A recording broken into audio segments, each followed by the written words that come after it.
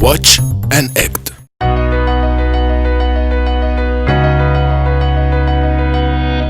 Bonjour, bienvenue à ce nouveau numéro de Watch and Act Talk. Le monde entier parle de relance économique, de la résilience de l'après-coronavirus pour relancer les économies après ces semaines de confinement qui ont complètement paralysé le monde. En RDC, le Fonds de promotion de l'industrie, la Banque centrale et les banques privées ont mis à disposition des entreprises des financements. Mais le gouverneur de la Banque centrale s'est plaint que ces mesures ne trouvent pas preneur, faute de projets bancables. Watch and Act Talk, qui se veut être des réponses concrètes pour les entreprises, se propose cette vidéo tutoriel pour vous expliquer comment monter votre plan d'affaires, votre business plan bancable. Suivez.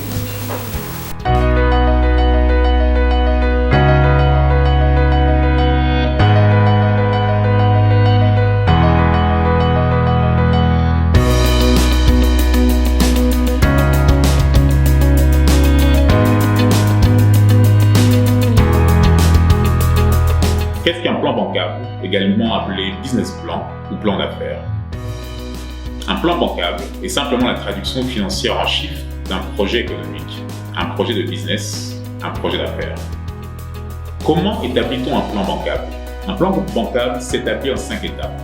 Premièrement, la définition du projet et la récolte d'informations la plus large et précise possible.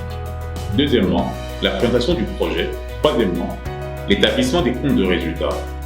Quatrièmement, l'établissement du bilan à la fin de chaque année. Cinquièmement, l'établissement des prévisions de trésorerie. Et enfin, sixièmement, la conclusion. L'établissement d'un plan bancable doit se faire avec l'aide d'un financier, expert comptable, économiste ou étudiant, lorsque l'on n'est pas familier au métier des chiffres. Ne pas être familier des métiers des chiffres n'empêchant nullement d'avoir des idées et de créer un business. Il faut cependant veiller à être bien entouré. Illustrons ceci par un exemple. Imaginons que je veuille commencer une affaire d'élevage de volailles afin de vendre des œufs et du poulet. Premièrement, j'ai défini mon projet. Quelles sont les informations dont j'ai besoin? L'emplacement de mon élevage, les techniques d'élevage, les prix des poussins, le prix des différents intrants, nourriture, vaccins, etc. Les rendements journaliers attendus, la main-d'œuvre nécessaire, le prix de vente espéré, le réseau de distribution, les acheteurs potentiels, etc.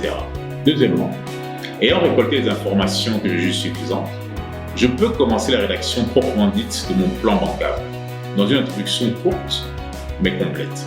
Troisième étape, la traduction de mes prévisions en chiffres. J'essaie de prévoir mes recettes et mes dépenses, mensuellement pour un horizon de 3 ans par exemple. Quatrième étape, pour chaque année, j'établis alors la situation de mon patrimoine ou actif.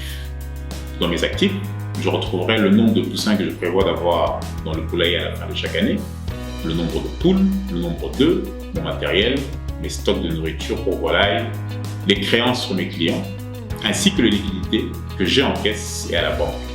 J'établis ensuite la situation de mes engagements, ou passifs. Il s'agit des dettes que je prévois d'avoir chez mes fournisseurs, ou encore de la situation de mon crédit auprès de la banque ou de particuliers. Cinquièmement, l'étape de la prévision de trésorerie. Elle est importante et intéresse particulièrement les investisseurs ou ceux qui me prêteraient éventuellement de l'argent, c'est-à-dire les banquiers. Je m'intéresse ici exclusivement au mouvement d'argent, encaissement et décaissement. Et enfin, sixièmement, j'établis la conclusion de mon travail. Il est important de faire usage de prudence lors de l'établissement d'un plan bancable. Il faut partir sur une hypothèse réaliste, minorer quelque peu les recettes espérées et surestimer un peu les dépenses attendues. Je vous souhaite plein succès dans vos différents projets. Comme vous l'avez compris, pas facile de faire un business plan, voire même impossible si vous n'avez pas des compétences financières. Mais heureusement, vous n'êtes pas seul.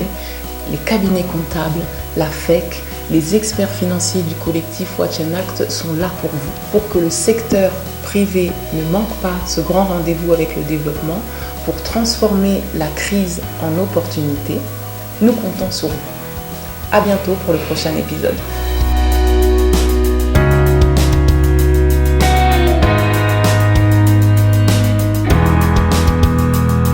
Watch and